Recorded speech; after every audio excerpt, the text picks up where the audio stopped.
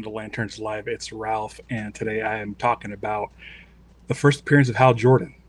I believe this comic is about 66 years old. This is Showcase 22, and I'm really excited to talk about it. I was looking for something to discuss this week because I didn't have a comic to read. Um, and I put it up to you guys. So if you are following me on YouTube, be sure to keep an eye on my posts because I posted a poll between this and Justice League Red #1. Even though last week Jeremy Adams suggested Justice League Red #1, the votes went for Showcase 22. So we'll do that. Maybe sometime soon I'll cover Justice League Red, which features Simon Bass. Maybe soon. Maybe I'll do that soon. And then also, tonight is a new episode of Peacemaker.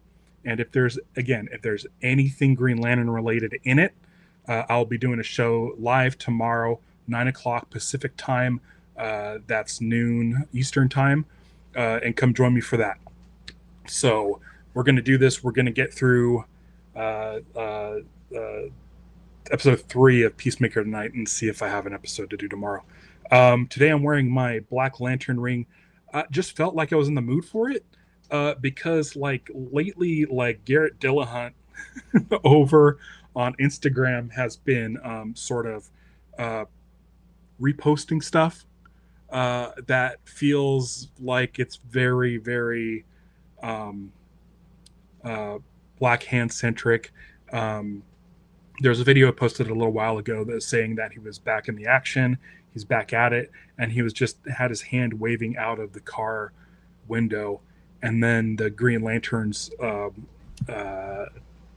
Instagram channel, a fan channel, took that hand and made it look like a black hand, which I thought was very fun. I'm just in the mood. And I reached out to Garrett Dillahunt's people by email, and hopefully, we can get him on the show um, to talk about lanterns and possibly talk about Black Hand for a little bit. Um, I just have so much, you know, faith. I don't know if that's the right word, that he is playing William Hand, aka Black Hand. I think he looks the part. We saw him get his body covered in like a silicone mold via Instagram, and I've seen it at other places as well. So fingers crossed for Black Hand to be in Lanterns. We'll see. We'll see what happens. A Null Assault is here. Excited for a new Peacemaker episode, especially now that Twisted Metal is done. I need to watch Twisted Metal. I only saw the pilot. I should probably check that out.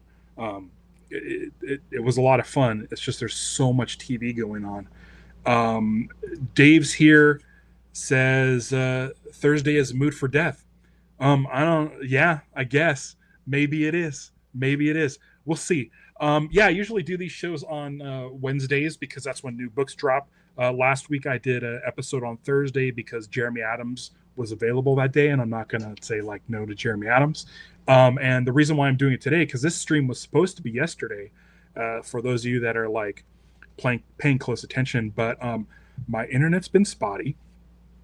Which, if for some reason my stream goes out, it's because our internet went out. So fingers crossed on that. Maybe I should be wearing a blue ring today. What do you guys think I should be wearing the blue ring? maybe I'll wear both. I'll put my blue on the left, and I'll do this. But yeah, and also I wasn't feeling great. I've had back issues the past couple days, and I was just like, it was getting close to crunch time to do the episode, and I was just like, I can't do it. I really can't do it. So we're here today. It's Thursday, which is fine. And then next week I'll be back on my regular Wednesday with Vactor. Hopefully Vactor's feeling better. We're going to be covering Green Lantern Corps #8, and I'm super excited for that. And again, we're on Peacemaker watch. We're looking for anything Green Lantern, so let's do that.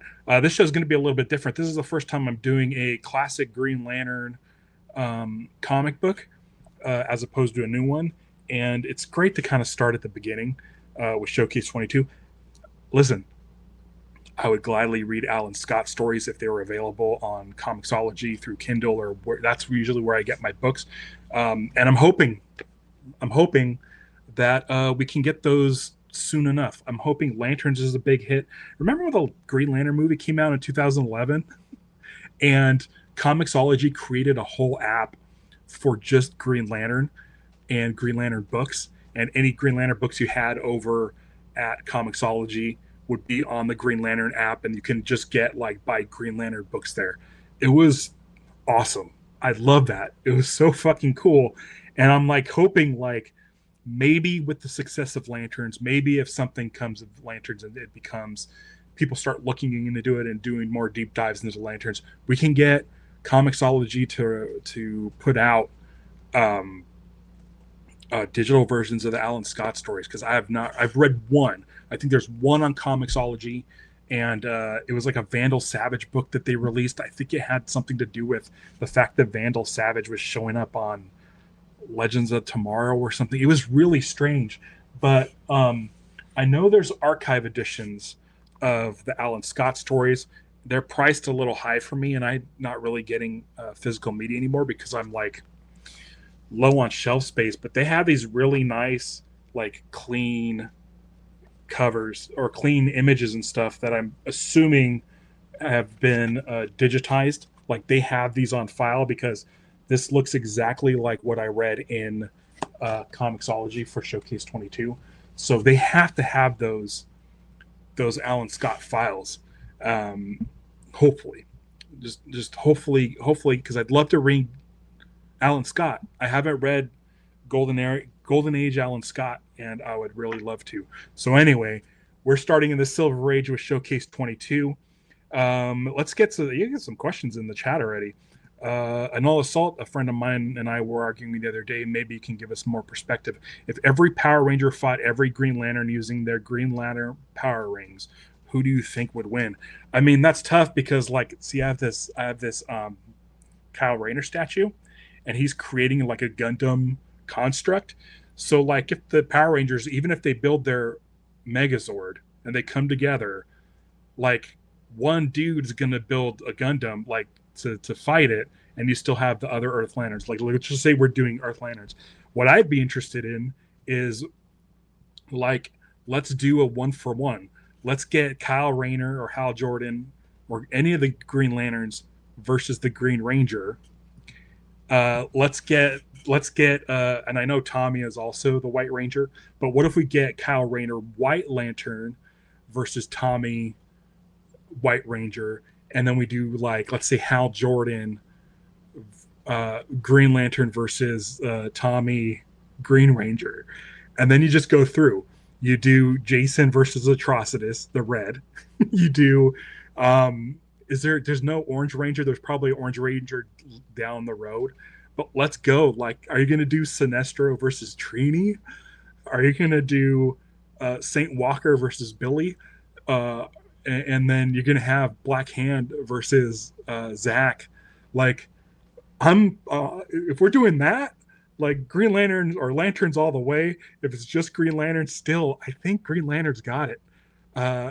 It would be fun to watch, though. I don't know. I know there's like Power Ranger crossovers, and Power Rangers are in Fortnite, and there's definitely like Green Lantern crossovers. Like Green Lantern crossed over with Star Trek, the Kelvin universe, and they crossed over with uh, what's the Planet of the Apes. So like a Green Lantern Power Ranger crossover would be pretty amazing. So I mean, listen, I'm gonna go Green Lantern all the way. Listen, I love Power Rangers. I grew up watching Mighty Morphin Power Rangers. I watch it almost on a loop. Like I get to about the Tommy episodes, and then I start slowing down. But let's talk like Nort and Chase-Alon, like hanging out with Bulk and Skull. Like, let's do that. Like, listen, your friend, no, your friend shouldn't be arguing about this. You should be coming up with ideas. Like they don't like. Who cares who wins? With both of those all those characters on the same page, like we all win. So um, the DC Universe service had a lot of promise. Unfortunately, it shut down. Again, DC Universe, I subscribed as soon as it was announced. I loved reading the books. I loved watching DC Daily. Friend of the show, Hector Navarro, was on there. I'm going to try to get more people from that show on here.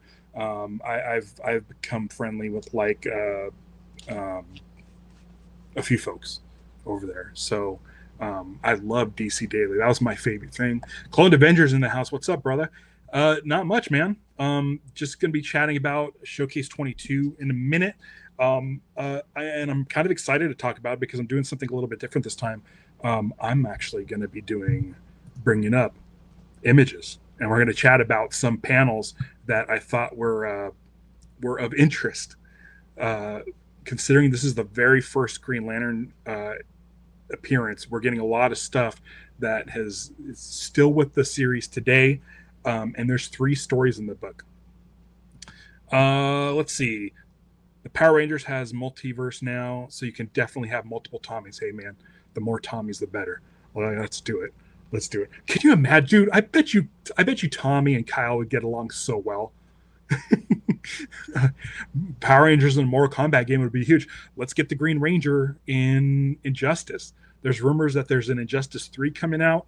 If they have that on Switch 2, I'm going to borrow my wife's Switch 2 and hopefully play that because I'm sure there'll be a lot of Green Lantern characters, which would be wonderful. They've really powered up the Rangers in the comics. They're on par with Superman tier superheroes now. Hey, listen, there's been a lot of discussion on a short that I reposted from the DC Showcase podcast, or it's the Peacemaker podcast with James Gunn, where Frank Grillo is talking to James Gunn about who would win in a fight, Superman or Green Lantern, and it's been a heated debate on the power of Green Lantern and the power of Superman. Yeah. Claire's here. Hey, how are you? I'm great. I'm great. I'm going to be chatting about Green Lantern. I'm on my own today. No guests, but with you guys in the chat, you can blast any questions my way and enjoy the channel. If you get a chance, subscribe. Here's the thing. I'm okay with subscribers. I'm so happy that I have the amount of subscribers I do. I'm about 150 away from 5,000. So be sure to tell your friends. But the most important thing you should do is hit the bell icon. When you hit the bell icon, it'll notify you when I go live. And I go live. I can go live at any minute. So if there's something that happens Green Lantern related, like if we get some sort of news that drops, if there's a trailer for Lanterns that drops like at New York Comic Con, or if James Gunn or Damon Lindelof or Tom King or anybody from DC or Warner Brothers posts an image from Lanterns tomorrow, like I will do a live stream within minutes of that news breaking. So hit the bell icon. That's the most important thing. Roplop Fam says hit that bell icon to be notified of any future last minute streams, because you're going to want to be here to chat about whatever comes down the road. And I said, even if they just do a logo reveal, I'm here. I'll be here. I'm your source for up to date Green Lantern info. And this channel is dedicated only to Green Lantern. Yesterday it was dropped that Man of Tomorrow is coming out in less than 2 years, which I'm very, very excited about. I really didn't do a stream for that, but they did post about Aaron Pierre responding to that post, and I'm very excited at the fact that Jon Stewart just may be in the Man of Tomorrow in just less than 2 years. We have yet to have a live action Jon Stewart. I know Arrow, John Diggle, they kind of alluded to it, and his middle name was Stewart, and we are getting a proper Jon Stewart in the next few months at the beginning of 2026, and then in less than 2 years we could have a Jon Stewart on the big screen. So I'm very, very excited. I'm getting very, very excited about lanterns. I sent out a bunch of emails to agents and PR people to get some of the actors from Lanterns to appear on this show. So you're going to want to subscribe. You're going to want to tell your friends. The more people we have subscribed to this channel, the better it looks for me. And it means that that those guys would probably want to come on. So listen, I've reached out to everybody as far as lanterns go. So let's go. Thanks for joining me. Um, yeah, I love Doom Patrol. Doom Patrol was great. It's one of the reasons I signed up for DCU. I like Titans a lot. I enjoy Titans. Alan Richson as Hawk was very good. And I'm thinking that I'm hoping that he sort of makes his way into the DCU for that. Um, what's my favorite obscure lantern? Not counting. Oh man, Dirk Curtsy RRR. I don't know if it's obscure. I'm a big fan of Tomar Ray. In fact, I think if I do another one of these episodes where I can cover a classic Green Lantern book, it might be Green Lantern 6, the first appearance of Tomar Ray. Not very obscure. I like Chaselon, Izamat Call. Um, I like Brother Warth from the Blue Lanterns. I think he's cool. Yeah, I really don't have. I like Slush from the Sinestro Corps. Such a weird design. It's just like literally like Jello with floating bones in it. One of my favorite. Yeah, John Stewart finally getting his due. Claire says, I really like Guy Gardner. Guy Gardner is great. I'm really happy that, we've been in this drought with Green Lantern since the 2011 film, where at the time we had at least 4 running books, ongoing series going when the movie came out, and then nothing after that. Like there was a point where Green Lantern just had like the one book going, and that was it. And so now we're kind of getting this resurgence. The comics doing great. Green Lantern Corps is doing great. Absolute Green Lantern and Green Lantern Dark, and now Justice League Red. Like there's a lot of Green Lantern stuff coming, and I've noticed since Superman came out that my viewership has gone up, and I honestly believe that's because of Nathan Fillion's portrayal of Guy Gardner in Superman. Um, Guy, he just nailed the character of Guy. And I noticed that a lot of the shorts I post, if they include Nathan Fillion, tend to get a lot of views, which means people are really excited about Guy Gardner and Nathan Fillion and Green Lanterns, and so we're starting to get a groundswell of Green Lantern support, and I'm hoping that that continues. I'm hoping there's success with Lanterns, because I'll be covering that show every single day following the new release.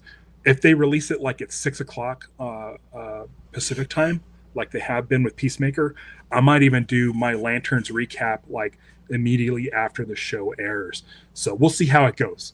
We'll see how it goes. The best thing about Green Lantern is it provides unlimited creativity. They're all aliens, so you can go crazy with their appearances. It's one of my favorite things. Planet 628's here. I'm just Planet. Can I just call you Ace? I'm gonna start calling you Ace from now on because of your avatar. I haven't read any. He says I haven't read any, or they say I haven't read any guys since the '80s. It's amazing what they could turn him into. Yeah, yeah. And Nathan Fillion again pulling it off, like absolutely, absolutely love it. Yeah, yeah. My friend Kevin is sending me a text and asking him if I'm streaming now, and so I replied yes. We'll see if Kevin shows up. What do you guys think the over under of Kevin showing up is? Great artist, Kevin. Dave says the tank scene with the middle finger constructs made me a GL fan. So were you not a GL fan like before this? Are you new to GL? Because if you are, that's awesome. That's awesome. Jeremy Kelly's here. How you doing, Jeremy? Jeremy is one of the subscribers to the I don't even membership. He's a membership subscriber, which you can also do for me. It helps sort of fund the studio space and lets me do these live streams. So if you want to join up and be a subscriber, you can do that. It's a join the membership. You'll get emojis and stuff like that. Um, yeah, yeah. Do you guys want to get into Showcase 22? Yeah, you want to? All right, let's talk about it. Okay, so what I did was last week I was reading Showcase 22, and I'm like, man, you know what? I should cover this. It brings me so much joy because this is like, again, it's like 66 years old, and um, a lot of the stuff we see in Green Lantern mythos is still, it was set up in this. Um, yeah, yeah. So let me talk about the cover real quick. This is like an iconic image. I love this cover. My only problem with it is that you don't get to see the emblem on the shirt or on the chest. Like it's such a great rendering of Hal. It's probably one of my favorite renderings of Hal. When I think of Hal Jordan, like I think of this image here. I absolutely love it. And so, like I said, there's three stories in this. Um, their first one is SOS Green Lantern. Great. What does Jeremy say here? Doing good. Went to see Superman last weekend. Finally, really enjoyed it. Love the Green Lantern scenes. That's awesome, dude. That's awesome. Like I love, like I like just just seeing Guy Gardner show up on screen for me. Like after reading Guy Gardner since like the '90s, um, it really like I had a swell of emotion. Like I can't believe I'm actually seeing Guy Gardner flying in front of me. Um, so SOS Green Lantern's a really short story. It's the first one, and it's basically the origins of Green Lantern. So if you're not familiar with the origins of Hal Jordan, a crash landed alien spaceship piloted by Abin Sur, who's a Green Lantern. I guess we'll discuss that in a second. Um, his ring finds Hal Jordan, pulls the simulator that Hal Jordan is flying to the spaceship. Now, here's something interesting: is okay. This is all stuff we've seen before, and if we this is iconic image. So Abin Sur is about to give the ring to Hal Jordan. Hal Jordan mentions this. This is something that I thought was really, really, really interesting. Noah Solt has to go to work. So hopefully I'll catch your next stream. Hey, listen, no, like if you're on your break at work, you could finish watching this stream. It'll be on replay immediately after I'm done streaming. So head back, check out the rest of this episode, and have a good day at work. Really have a good day at work. I worked late nights before. It's not fun. So I really, really hope you have a great day. So here it is. Abin Sur says, yes, look at this battery, Hal Jordan. And Hal says, why, it looks like a Green Lantern. So this is the power battery, which we all know, which is, I love that it's set up in the very first story, the very first issue, the power battery, the ring, Hal Jordan, Abin Sur, everything is great. Pat PR is here. How you doing? How are you doing? Talking Showcase 22. Listen, this is a great part. This is something that I thought was really, really interesting. Is that it's not, yeah, Hal Jordan. He might be the greatest of all time. Listen, as much as I love Kyle, like, dude, like, Hal's rad. Hal's rad. But Hal says it looks like a Green Lantern. So this Space Force really isn't called the Green Lanterns, right? I'm not sure what they're called, but I'm assuming since Abin Sur is speaking telepathically, most likely through the ring, that and Hal Jordan's the first Green Lantern from Earth, well, sort of in this continuity, that the ring now translates what the Space Force is as Green Lantern. Because if you look here, okay, this just tells you that it loses its charge. There's a yellow impurity. The yellow impurity is brought up story one. Okay. But to be safe, it's only the greatest secrecy I know. I'll adopt a secret identity. I'll call myself Green Lantern after the power battery. So Hal Jordan's the one that comes up with the term Green Lantern, which then I'm assuming gets put into the Book of Oa database when it comes to translating what this Space Force is. Um, uh, that that it picks up what Green Lantern or what Hal Jordan said and saying that the Space Force is the Green Lanterns. So it's really cool. Like that's something that I was really interested in. The fact that like people are flying around outer space carrying which actually looks like an actual lantern. Um, I like that Green Lantern is not mentioned once by Abin Sur, and it's Hal Jordan that adopts that name. Really, really cool. So I brought up that slide for that. This is the second story, the secret of the flaming spear. I always misremember that the rocket that you see flying on the cover, the yellow rocket, is the flaming spear. It's not the flaming spear. The flaming spear is a test aircraft at Ferris. And the reason why I'm bringing up this page, and we'll see it later, is this is a power. It looks like Green Lantern's just flying through the door. He's not. So we'll get to that in a little bit. Um, Already we're getting the romance between Carol and Hal, which is still going on to this day. Clone Avenger says that Hal and Cal are my 1A and 1B. I'm with you there.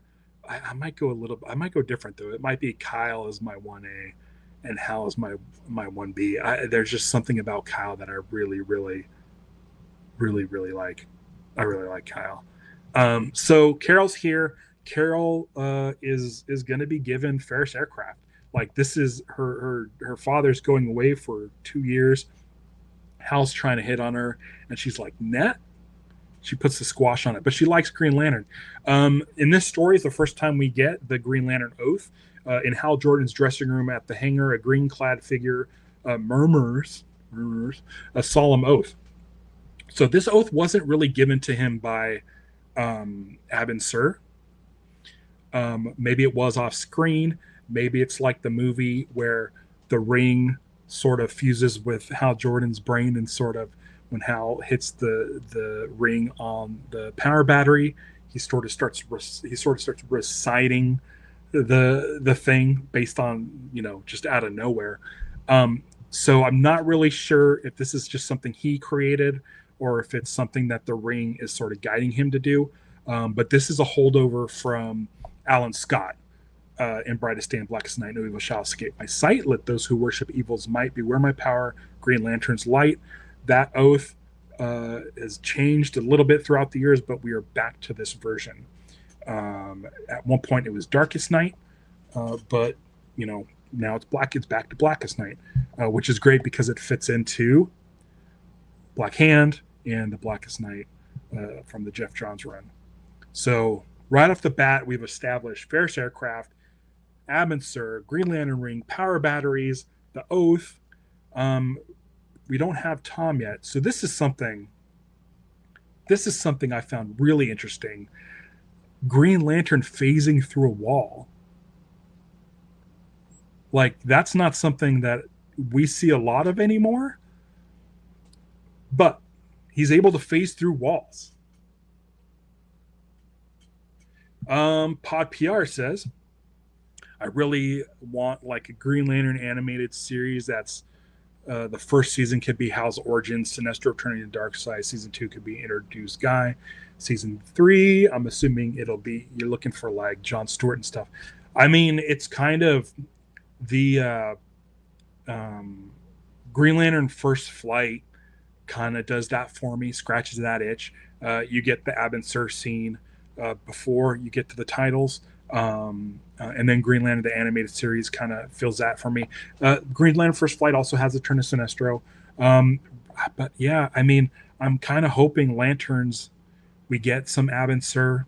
I don't know if we will or not. But I would love to see a Hal Jordan Origins. The the movie was fine. I don't know why it took place in a swamp and not the desert. Like there was just something I wanted. I wanted just some stuff in the Green Lantern movie that just didn't happen. As much as I think the movie's fine, it feels like a condensed Cliff Notes version of what Green Lantern is. The fun thing about this page is we get a reference to Superman as Green Lantern flies through. The three men who are the saboteurs who were trying to crash the flaming spear uh, said, "What's that? It ain't a bird, it ain't a plane, and it sure ain't Superman." Which is a great line. It's like that was so already like a famous phrase that they're able to sort of play on that with this book. So I really enjoyed that, and I really would like to see Green Lantern start phasing through stuff. You'll see in this book, I have a couple of pages coming up that I think are really interesting Green Lantern powers that we haven't seen before. Here he is. He's not really constructing constructs yet. He's more using it as beams. He's able to like mess up these bullets. He's exploding the bullets like firecrackers in midair. Pow pow. So it's he could probably do that in the books, but we're not really getting constructs with the Green Lantern ring. We're getting him manipulating stuff, manipulating objects on like a atomic level. So like phasing through the wall with a ring, he didn't knock down the wall. He phased through it. So he's got to do something on a molecular structure to do that. And there's something else coming up in the third book that's something really similar. Here we go. The yellow. So it's been established by Abin Sur that Hal's ring is impervious to yellow. And here we have in two different cases, Hal gets hit in the face with a yellow lamp and hits the floor because his ring won't stop it just because it's yellow. And this thing is all yellow. And then he's chasing after the cars or the car that they're getting away in, and he can't do anything because it's yellow. Turns out he can hit the tires, which then stops him and he gets the bad guys. Again, no constructs. He's using like the ring's beam is like a lightning shape, and he like creates these lassos to catch these guys. And here we have Ferris Aircraft. This is Carol's father handing over Ferris Aircraft to Carol for 2 years. And Hal's not cool with it because now he can't date Carol. And that's him. My power can do anything for me except get me the one thing in the world I want most, Carol. So in the next episode, we'll get to that real quick. The Flaming Spear later comes up, and I can't remember the name of the pilot, but in the last few years, was it Jeremy Adams' run or was it a previous run where we revisit that pilot? And that pilot kind of has a resentment against Green Lantern. I should check out that story. I should have looked it up before I did this, but very interesting. If you look up the pilot of the Flaming Spear, you can see who that pilot was like just a few years ago. I think, oh, you know what? Was it Jeremy Adams' run? Was it that issue where it was like 5 stories in one, where there was the Amazo Alan Scott story, the Carol story, the Hal story? Was it that? Maybe someone can help me out with that.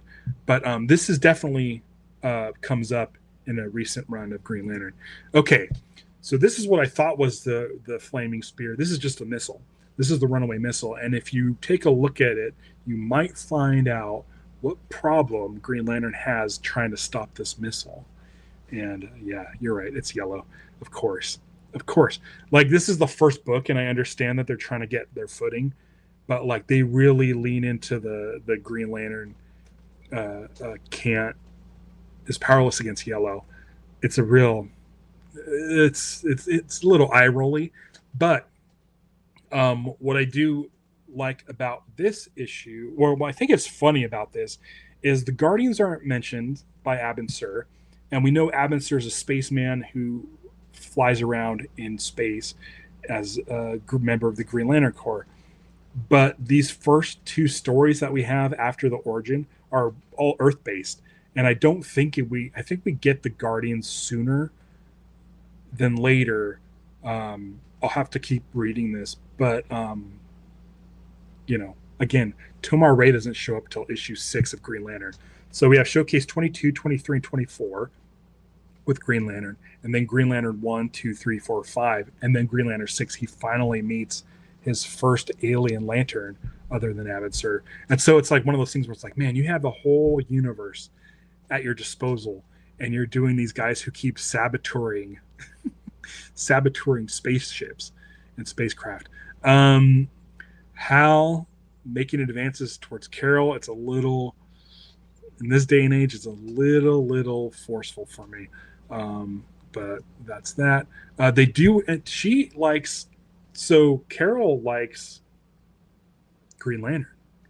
And here's a great picture of them kissing. And I love how Green Lantern's domino masks, the line kind of goes into the bridge of Carol's nose. I just thought that was an interesting shape. So the love triangle is Hal loves Carol, Carol loves Green Lantern.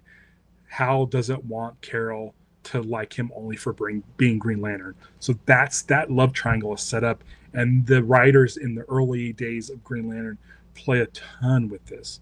Just play a ton with this. It gets to the point where it gets a little old after a while, and it's nice when Tomar Ray comes in and you could be just like, you know what? Let's move beyond this sort of weird love triangle. With split second to go, the very tip of the missile is not yellow. That gives me a chance. So there you go. It was there the whole time. The clue was there. How is he going to stop the yellow missile? The tip is red. And we knew that from the beginning. It's definitely a red tip. Let's see here. What's next slide? Okay, so here's another thing. Again, Green Lantern phasing through a wall, which again never happens. I wonder when they stop doing that. But he phases through a wall, and the bad guy, the saboteur who sent the missile to the army base, has a battering ram to hit Green Lantern. Like he knew Green Lantern was going to come into the room right there anyway. He fires this battering ram, and Green Lantern's beam is able to turn the battering ram into water. Like that's molecular structure. Like that's not constructs anymore. So it's really interesting to see this stuff and how it evolves. But there's a lot of interesting stuff in here that I'd like to see Green Lantern do in the modern age. I feel like it's a little overpowered. And then here's the final page where Carol is mad at Hal, or she's mad at Green Lantern, because while they were kissing is when he noticed that the runaway missile was heading to their army base, which means he wasn't being passionate and his eyes were open during the kiss. So now he's in the doghouse as Hal Jordan and Green Lantern. So that's the end of Showcase 22. I think it's a really fun issue. If you haven't read it, go check it out. It's really fun to see sort of where Green Lantern started from and how it's evolved into like these sort of complex stories with like hard traveling heroes, with Parallax, Kyle Rayner, and the Green Lantern Corps, and the Spectrum, and the Sinestro Corps War, and the Fractured Spectrum, and the Brightest Day, and the War of the Lanterns, and the Last Lantern, or the First Lantern, and all of these things. It's real fun to see how this started, where it was 3 stories, all took place on Earth, and most of it was Hal just punching old guys and turning stuff into water and making nets. I think the net is he makes a net to stop the missile, the runaway missile, and that's like his first construct. Pretty fun stuff, a little corny, but again, it's a lot of fun to read. It's a very aw shucks kind of story that I just happen to enjoy. I revisit it about like once a year, and as I was reading it like last week, I'm like, you know what? I'd like to chat about it on Lanterns Live. So we did it. I don't know when I'll do the next classics, Green Lantern classics, maybe on a down week or something. But next week, please show up. Vactor will be returning for Green Lantern Corps number 8, and then looking forward to that. And then hopefully, fingers crossed, that we get Green Lantern and Peacemaker tonight. I'm going to go make dinner. I think it's a good night for burgers and Peacemaker, and I'm going to check that out. So if you guys hit that bell icon, you'll be notified when I will be doing that episode or not. So thanks again for joining me in the chat. It was a great time, and I'll catch you next time. Thanks again. Beware my podcast. It's Lanterns Live. Bye.